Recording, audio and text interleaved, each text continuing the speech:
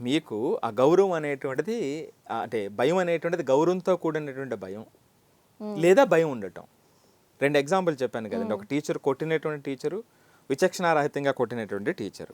So అప్పుడు ఏంటంటే వాళ్ళ పర్పస్ గురించి ఆలోచించి హెల్దీగా నాన్న ఇప్పుడు ఇది ఒక గుర్తు రావాలి అంటే నువ్వు చేసినటువంటి ఇప్పుడు నేను కొట్టేటువంటి దెబ్బ నువ్వు చేసినటువంటి తప్పు రిపీట్ అవ్వకుండా ఉండటానికి మాత్రమే అన్నట్టుగా ఆగేది అక్కడ.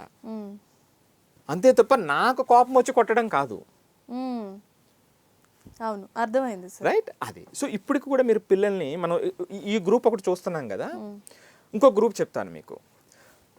కొన్ని వీడియోస్ మీరు చూస్తే తెలంగాణలో కానివ్వండి, రాజస్థాన్లో కానివ్వండి, అదే నార్త్ ఇండియాలో కూడా గవర్నమెంట్ టీచర్స్కి ట్రాన్స్ఫర్ అయినప్పుడు వాళ్ళు ఆ స్కూల్ నుంచి వేరే స్కూల్కి వెళ్తూ ఉంటే చాలా మంది పిల్లలు ఎమోషనల్గా ఏడ్చినటువంటి వీడియోస్ మనం చూసాం కదా. ఇది పాయింట్ నెంబర్ 1. పాయింట్ నెంబర్ 2, కొంతమంది టీచర్స్ గవర్నమెంట్ నుంచి సపోర్ట్ ఉన్నా లేకపోయినా, తోటి టీచర్స్ నుంచి సపోర్ట్ ఉన్నా లేకపోయినా, ఇన్నోవేటివ్గా వాళ్ళకు ఉన్నటువంటి పరిధి మేరకు ఇన్నోవేటివ్గా టీచ్ చేసి పిల్లల్ని ఇంట్రెస్ట్కి తీసుకొచ్చినటువంటి టీచర్స్ని మనం చూస్తూ ఉన్నాం కదా. సో ఇలాంటివి ఎక్కువ డిస్కషన్ జరగాలనేది నా ఉద్దేశం. రైట్. సో మరి ఆ పిల్లలు అంత ఎమోషనల్గా ఏడ్చారు అంటే, ఆ టీచర్ వెళ్ళొద్దని ట్రాన్స్ఫర్ అయి వెళ్తుంటే ఏడ్చారు అంటే, ఆయన ఆ పిల్లల మీద ఎంత గౌరవాన్ని ఎంత ప్రభావాన్ని చూపుంటారు. అది కూడా ఈ రోజుల్లోనే జరిగింది కదా, ఎప్పుడో కాదు కదా, మనం ఏదో 10 సంవత్సరాల క్రితం మాట్లాడట్లేదు కదా. రైట్, ఇది ఒక పాయింట్. 2వ పాయింట్ చెప్తా. నేను లాస్ట్ వీక్ మన ప్రైమ్ 9 తరపునే కొన్ని గవర్నమెంట్ స్కూల్స్, చిన్న ప్రైవేట్ స్కూల్స్కి సంబంధించినటువంటి ఒక ప్రోగ్రామ్ చేసాం సికింద్రాబాద్లో. ఎక్కడో రూరల్లో కూడా కాదు, సికింద్రాబాద్లో 10th క్లాస్ పిల్లలకి సుమారు 300 మంది పైన పిల్లలు వచ్చారు అక్కడికి. వాళ్ళకి మనం ఎవరు ఏమీ తెలియదు.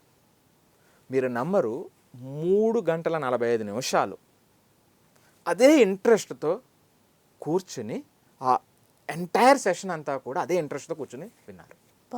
3 గంటల 45 నిమిషాలు ఆ పిల్లలు విన్నారు. అంటే సికింద్రాబాద్లో జరిగినటువంటి. మరి చూడండి, అంటే మనం పిల్లలంతా ఎలా తయారైపోయారంటే తప్పు అది. సో నేను కొన్ని ప్రీమియం ఇంటర్నేషనల్ స్కూల్స్ కూడా వెళ్తుంటాను. అక్కడ కూడా లేనటువంటి ఆ డిసిప్లిన్, ఆ పేషెన్స్, ఆ అటెన్షన్ ఆ పిల్లల దగ్గర చూసా. సో అందుకని నేనేమంటానంటే, పేరెంట్స్గా కానివ్వండి, టీచర్స్గా కానివ్వండి, నేను చూసేది ఆ పిల్లలు చిన్న పొరపాటు చేస్తుంటే ఆ పొరపాటును మాత్రమే వేరేగా చూడాలి.